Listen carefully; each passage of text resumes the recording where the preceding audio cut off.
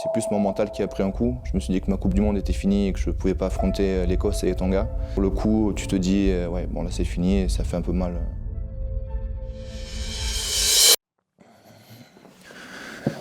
Bonjour, je m'appelle Taylor Contignac, j'ai 23 ans et je suis rugbyman professionnel au Rouen Normandie Rugby. Très simple, moi j'ai commencé quand j'avais 4-5 ans, grâce à mon père, ou à cause de mon père plutôt, parce que lui était joueur professionnel à Aurillac, et du coup j'ai suivi un peu son parcours, quoi. Alors vivre de ce sport, pour moi c'était pas du tout un objectif au début. Moi je faisais surtout du sport et du rugby pour jouer avec mes amis. Et j'ai eu la chance de venir à Rouen, et sur le premier match de la saison, j'ai été remplaçant. Et là j'ai su que le rugby ça pouvait être mon métier. Et forcément donc une immense fierté de faire mes premiers pas en Pro D2, qui est un championnat très relevé aussi. Et d'en vivre aussi c'est un sentiment énorme, parce qu'il y a beaucoup de gens qui galèrent dans la vie et nous on a de la chance de faire notre passion comme métier, donc c'est exceptionnel. Alors vite la place dans l'équipe, je dirais pas ça parce que je suis arrivé un peu en retard moi. J'avais un match contre l'Italie, donc j'étais en sélection durant la préparation d'été. Je suis arrivé un peu en retard.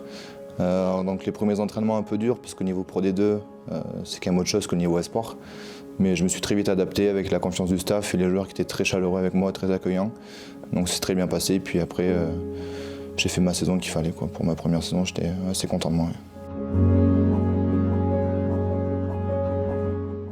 Choix important, je sais pas, mais oui c'est sûr qu'il m'a guidé et que je me suis inspiré un petit peu, je pense, inconsciemment, parce que je le voyais toujours au Stade Aurillacois jouer, s'entraîner, faire du sport.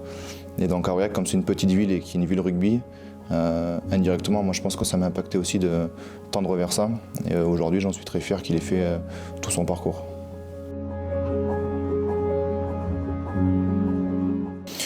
De la pression, je pense pas, plus une source de motivation, parce que bon, il a quand même fait 5 Coupes du Monde, 4 en tant que joueur, c'est quand même quelque chose, mais c'est une grosse motivation, oui, oui. Il a joué 12 ans en Aurillac, il a fait je sais pas combien de matchs en professionnel, donc forcément que ça motive à faire mieux, même si on sait que c'est très compliqué. Ouais, c'est un sentiment où tu te sens petit, où tu te sens...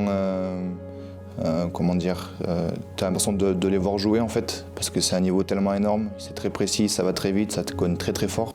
Et nous, la Roumanie, c'est une petite nation, on a eu la chance de jouer ces équipes-là. Je ne sais pas si un jour dans ma vie je les rejouerai, mais un sentiment de fierté, de gratitude aussi, parce qu'on a beaucoup travaillé pour ça.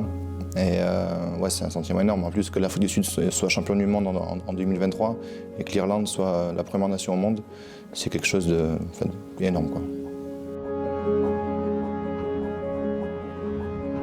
Bah, c'est compliqué de savoir ce qu'on ressent, hein. C'est un match tellement intense de Coupe du Monde face à 50-60 000 personnes. T'as pas envie de lâcher, mais t'en encore un peu plus. Moi, ça m'a plutôt impacté mentalement. Je me suis dit que ma Coupe du Monde était finie, je le savais parce que je m'étais déjà blessé sur cette épaule sur le dernier match de la saison. Et donc j'ai beaucoup travaillé pour pouvoir faire cette Coupe du Monde. Et c'est plus mon mental qui a pris un coup. Je me suis dit que ma Coupe du Monde était finie et que je ne pouvais pas affronter l'Écosse et les Tonga. Et on ne sait pas si avec la Roumanie on va refaire une Coupe du Monde. Mais directement, je voulais me mettre au boulot pour revenir au plus vite, pouvoir faire la saison avec Rouen aussi. Mais c'est vrai que sur le coup, tu te dis, ouais, bon là c'est fini et ça fait un peu mal. Je me rappelle être allé au vestiaire un peu triste. Il y avait mes parents, tout ça, il y avait tous mes amis en tribune, donc assez triste, ouais.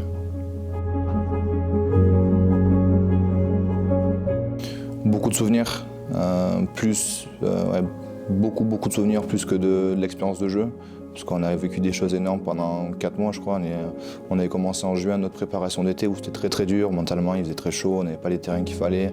C'était un peu compliqué, mais on n'a pas lâché. Et d'arriver après à Bordeaux, face à l'Irlande, c'était quelque chose d'exceptionnel.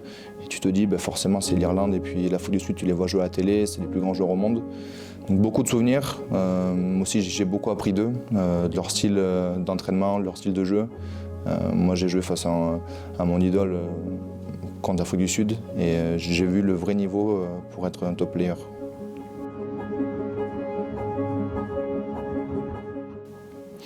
Le match contre l'Afrique du Sud, moi mon père est roumain, ma maman est sud-africaine, donc joli mélange, et de pouvoir affronter l'Afrique du Sud en Coupe du Monde avec l'équipe de Roumanie pour laquelle mon père a joué aussi, c'était pas mal, surtout quand on a chanté les hymnes.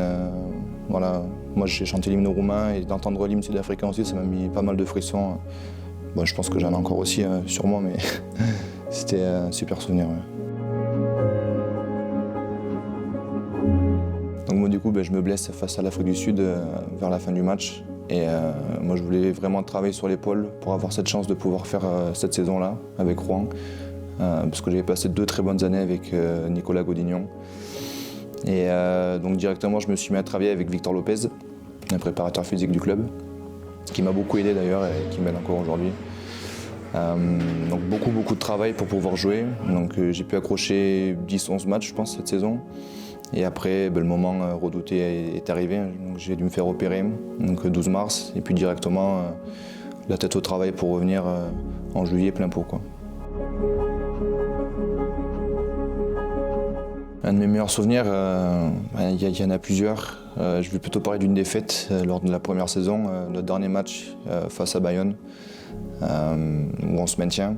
On a pris 60 points, mais le match était tellement intense, puis toutes les circonstances qu'il y avait autour de l'équipe qui ont fait qu'on s'est maintenu cette saison-là, alors que tout le monde nous voyait descendre. C'était quelque chose d'exceptionnel, et puis tout le peuple bayonnais qui scandait notre nom. On a fait un énorme clapping avec eux aussi à la fin, donc c'était des énormes souvenirs sur la Pro D2. Ouais.